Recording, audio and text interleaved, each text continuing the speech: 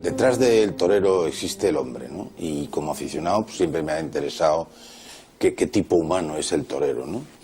Hecha la biografía de Paco Camino, que era una biografía muy centrada en la trayectoria profesional, la editorial me propuso abordar la figura de Luis Miguel Dominguín. Y me di cuenta que, claro, Luis Miguel Dominguín no era solo un torero, era un personaje, ¿no? Un personaje muy importante en la historia de España, de aquella época de nuestra vida, ¿no? Y bueno, no pude más que sentirme halagado de que la editorial pensara que yo podía abordar su figura. Yo no le conocía, pero ese fue el mayor reto, es decir, no era un torero de mi tiempo, tampoco era un torero de mi gusto, en el sentido mío, pero lo apasionante fue pues cómo le conocí, cómo llegué a ser, creo que amigo suyo personal, y cómo llegamos a tener esa relación bonita que hay entre escritor y biografiado, porque quiero decir ante todo que me pareció un privilegio para mí, humanamente, haberle conocido, haberle tratado y haber accedido a alguno de sus pequeños secretos, ¿no? A mí me gusta siempre, antes de llegar al personaje, trabajar alejado de él. Mi experiencia es que los personajes olvidan su propia trayectoria o se quedan, como quizá todo ser humano, con lo mejor o lo más difícil de sí mismos, ¿no? Por eso la gente me previno, cuidado con Luis Miguel. Y estuve 6 o 7 meses trabajando, investigando, hablando con mucha gente, sin conocerle, sin ir a verle. Guardaba ese momento para ver cómo abordarle. Y alguien me dio un consejo muy bueno y lo seguí. No vayas a verle de parte de nadie del mundo del toro. Ya eso es una definición de cómo él podía recibirme. De modo que busqué distintas alternativas, distintas opciones para decir, bueno, ahora ya me lo sé y voy a verle, ¿no? ¿Por qué me aconsejaron eso? Yo creo que él estaba muy distanciado entonces del mundo del toro. Yo creo que estaba no solamente distanciado del mundo del toro, sino de la propia vida, porque vivía refugiado en su maravillosa finca de la Virgen, aislado del mundo, sin mucho contacto con lo que era la cosa urbana, con la sociedad, ¿no? Y eso no cabe duda de que era una dificultad, porque yo mismo muchas veces decía, ¿qué será de Luis Miguel, ¿no? ¿Por qué no está en el primer plano? ¿Cuántos otros toreros, mucho menos importantes, se han mantenido activos socialmente, ¿no? Esa dificultad se obvió en una tarde, y lo he contado alguna vez, cenando en Lucio, en el restaurante Lucio de Madrid. Vi un personaje, que era su cuñado, Miguel Primo de Rivera, y dije, esta es la persona que me va a llevar a Luis Miguel, ¿no? Y le abordé, le dije que tenía intención de hablar con él de un asunto particular, me pidió que le llamara al día siguiente, lo hice, y me dijo, has llegado en un momento clave. Acaba de salir de Pamplona, ha estado unos días en la clínica, está un poco decaído, triste, un poquito, pues quizá deprimido. Y el médico le ha dicho, pero hombre, Luis Miguel, usted que ha vivido tanto, ¿por qué no escribe sus memorias? Y casualmente, ahora apareces tú, pues creo que te envía alguien para que cumplas con la misión de que aunque no sean sus memorias, sí sea su biografía. Voy a hablar con él y él te llamará. Y efectivamente, yo que he sido un niño, que he nacido en 1947, que nací cuando murió Manolete, pues de repente me encontré con que a las 2 semanas sonaba el teléfono de mi despacho y me llamaba Luis Miguel Dominguín. Es una especie de privilegio de la vida acceder a que él te llame personalmente. Y efectivamente la conversación fue de este tenor. Carlos Abella, sí, soy Luis Miguel Dominguín. Me han hablado muy bien de ti, quiero conocerte. Mandando, o sea, todas las frases eran muy imperativas, cariñosas, pero imperativas. Quiero conocerte. Te espero en mi finca, en la Virgen.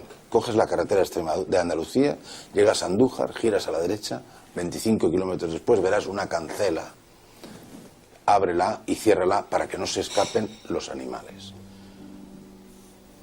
Así fue como nos dimos la primera cita, que yo viví con una emoción enorme, y que tengo que decir que dormí la noche anterior en la Carolina, en la Perdiz, porque quería llegar fresco por la mañana, no quería llegar cansado, porque sabía que muchos periodistas me habían dicho mucho cuidado, que es un personaje muy, muy difícil, y que hay que estar muy bien cuando te enfrentes a él, ¿no?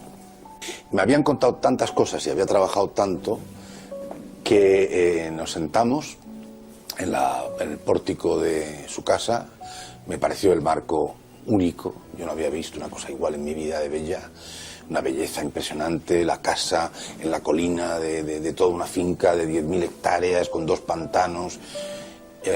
Nos sentamos, estuvo cariñosísimo desde el principio y a las 5 horas seguíamos hablando.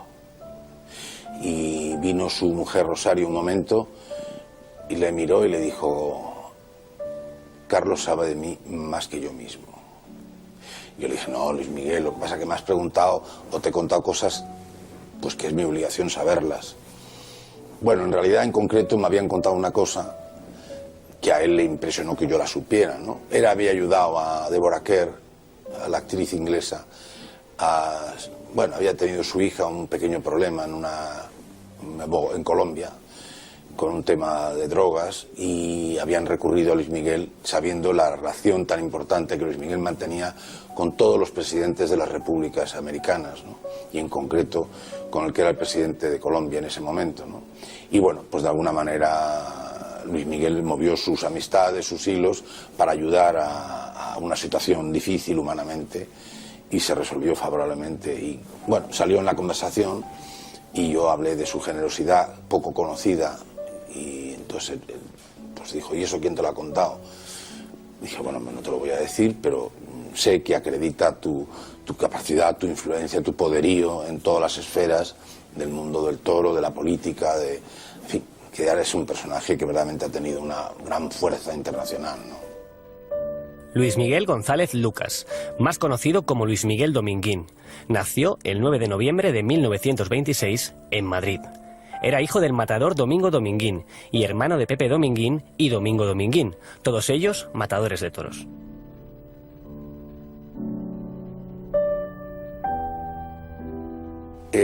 Bueno, yo creo que él era una personalidad, no solamente en el terreno taurino, ¿no? Era una personalidad vital, ¿no? Un tipo que, aunque podamos hablar de que se autodefinió el número uno, yo creo que era un número uno de la vida, ¿no?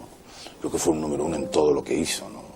Una persona dotada, superdotada, brillante, ingeniosa, con una inteligencia, probablemente yo creo que es el hombre más inteligente que he conocido, más rápido.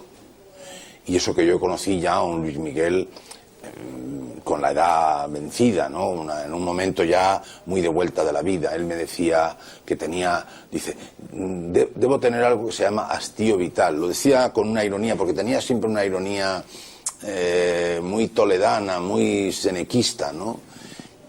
Yo creo que el éxito, primero, aparte de su apariencia física, que era espectacular, su atractivo, era un seductor de hombres y de mujeres, no solamente de mujeres, de hombres y de mujeres.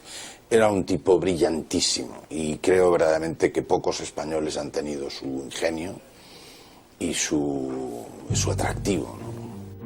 Muchas fueron las mujeres que pasaron por la vida de Luis Miguel Dominguín. El diestro protagonizó sonados romances con solteras y casadas de la alta sociedad y con estrellas internacionales de la época, tales como Ava Gardner, María Félix, Lana Turner, Rita Hayworth, Lauren Bacall o Miroslava Stern. El 1 de mayo de 1955 se casa por lo civil en Las Vegas, con Lucía Bosé, unión que formalizaban por la Iglesia el 16 de octubre de ese mismo año.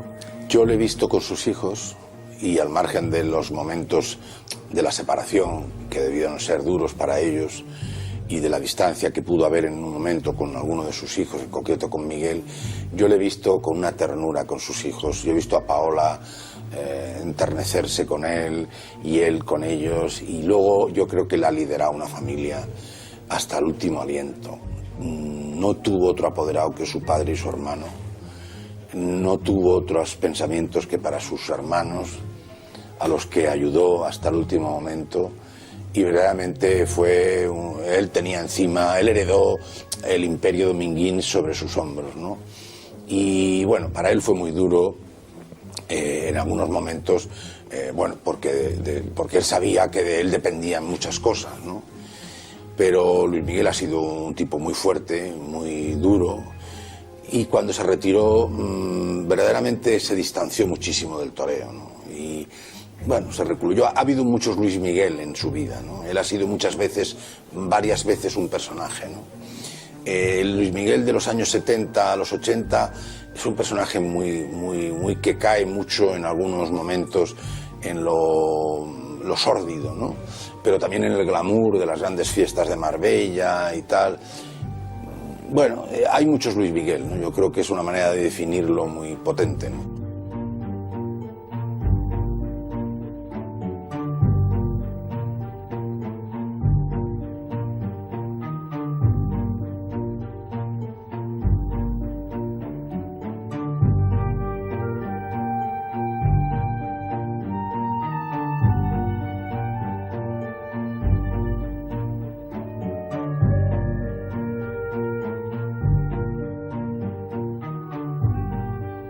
Yo creo que fracasos en la vida de Luis Miguel en el sentido profesional no hay muchos, ¿no?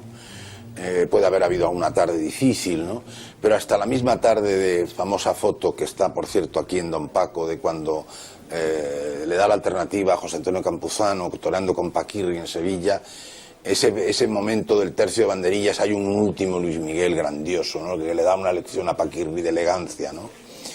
Luis Miguel ha sido muy chulo y creo que los toreros tienen que ser chulos en el sentido de orgullosos, de tener esa fuerza, porque enfrentarse a 20.000 espectadores no es fácil si además lo tienes que hacer delante de un toro. Y Luis Miguel ha sido muy agresivo en la plaza, ¿no? Cuando se autoproclamó el número uno, caramba, hace falta tener mucho valor y mucha seguridad en ti mismo para enfrentarte al público de Madrid, ¿no? Éxitos.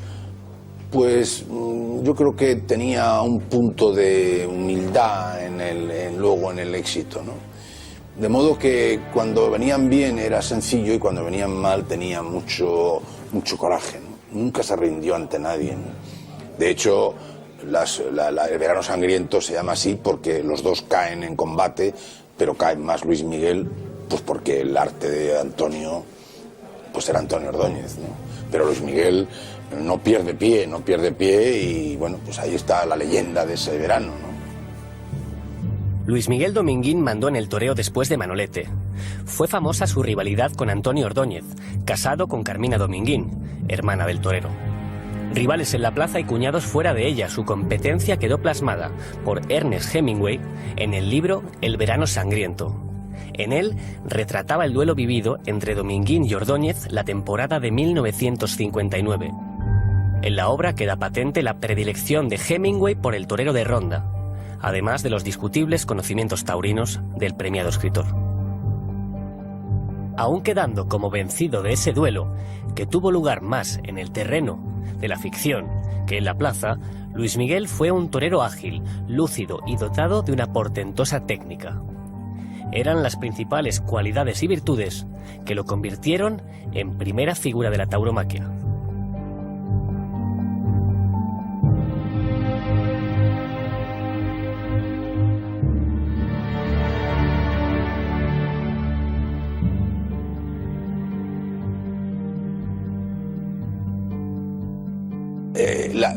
La gente tiende a simplificar a veces los perfiles de los personajes.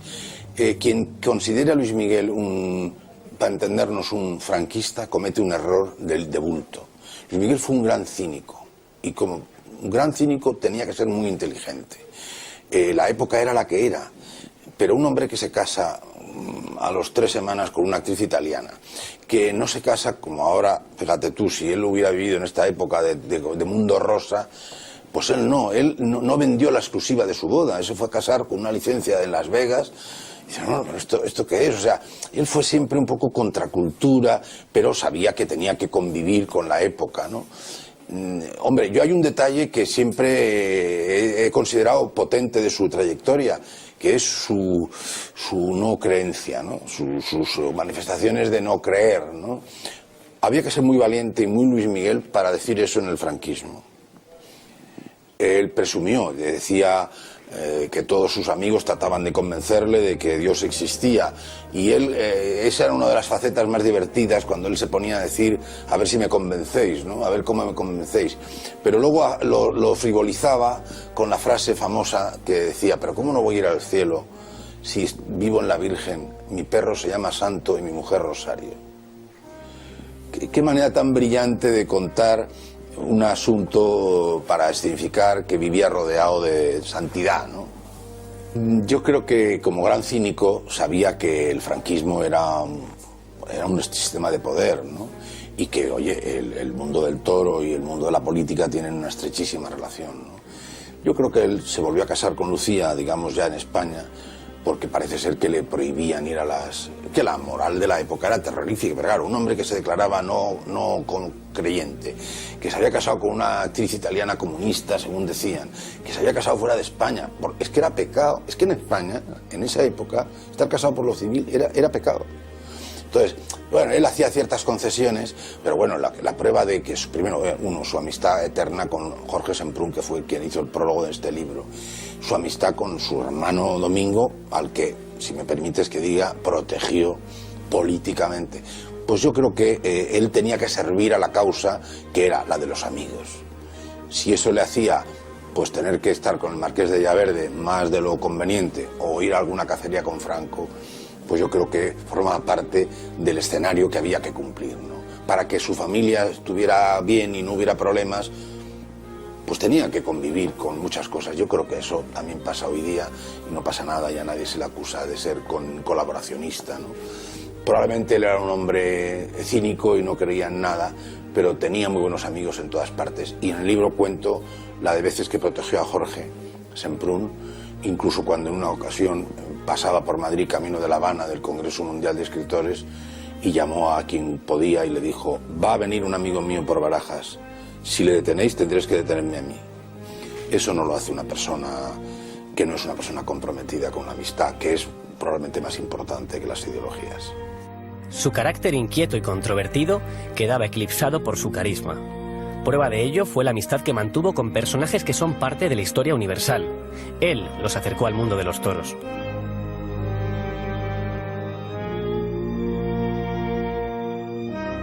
Aquí lo vemos convertido en improvisado entrevistador, charlando en perfecto inglés con el comandante del Apolo 12, es decir, la tercera persona en pisar la luna. ¿Qué cree usted que es más difícil, torear o ponerse en órbita? To get it in the orbit. Well, I think what I learned today was that, like in my business, Es asunto de cada uno, contesta Conrad, apoyando sus palabras en una expresiva mímica. Ni usted ni yo sentimos miedo en nuestras respectivas profesiones. in my business, I think I know what I'm doing, and so I don't feel afraid in mine as you don't feel afraid in yours. But I wasn't the stoutest of heart today in the ring. Well, I think for me it's more easy to fight bulls. Para mí, dice Dominguín, es más fácil lidiar toros. Me encuentro más tranquilo. Si usted me enseñara a torear, yo podría enseñarle a volar allá. De todos modos, habría que pensarlo mucho, porque yo estaría muy nervioso de subir tan alto. A veces los toros me han lanzado hacia arriba, pero no tanto. So high. I am very high sometimes with the bulls, but I think it's enough. I don't like much more. I thought this Yo creí que esta tarde iba a subir tan alto con los toros como con los cohetes. ¿Y en qué fue feliz? Pues en muchos momentos de su vida, pese a tener un punto escéptico y burlón e irónico, pero yo creo que fue feliz pues en todas las aventuras que emprendió en la vida, de viajar, de conocer a gente. Fue un gran curioso, tuvo una gran curiosidad por muchas gentes y, como he dicho antes, pues fue un seductor, le gustaba gustar, ¿no? Y fue inquieto, curioso, viajó, no se conformó con ser una figura del toreo, ¿no? Fue una figura de la cacería, le encantaba cazar, le encantaba conocer a personajes importantes, ¿no? Y los ha tratado y los trató íntimamente, ¿no? Mujeres y hombres, ¿no? Y hombres de poder y hombres sencillos. En la última época de su vida, y estamos en un sitio donde él convivió con don Paco muchos momentos grandiosos, pues le gustaba el flamenco, los cantaores, los personajes del submundo flamenco de la noche de Madrid, ¿no? Fue un gran personaje que pisó alfombras de palacios y que bajó a los tugurios más.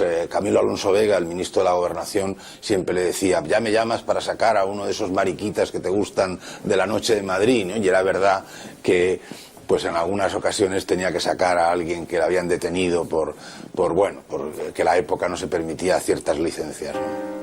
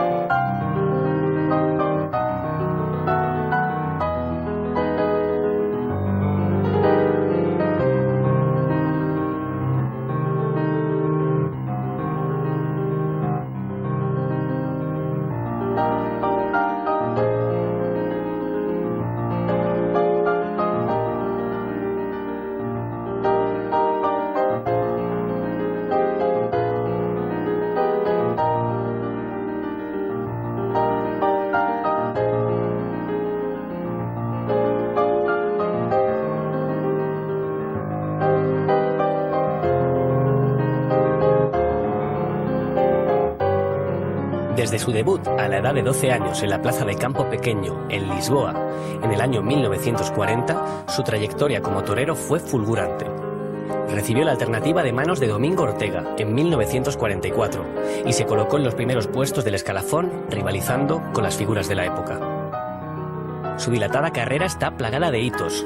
5 puertas grandes en las ventas, liderando el escalafón las temporadas de 1946, 1948 y 1951.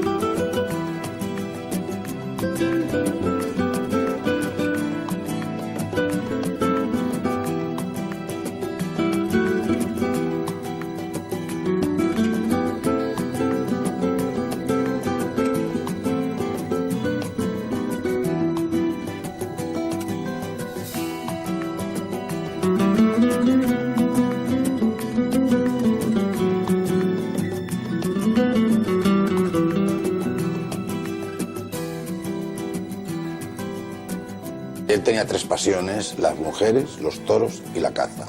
Y me decía, ya solo practico la de la caza.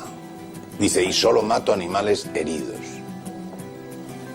De hecho, estuvimos juntos un día, lo cuento en el libro, y dijo, ya no me divierte ni matar animales, pero a este hay que matarlo para que no sufra más. Y estuvimos todo el día detrás de un venado que estaba herido, se ve que de un percance, y estuvimos todo el día con él, a ver si lo encontrábamos para que el animal no sufriera.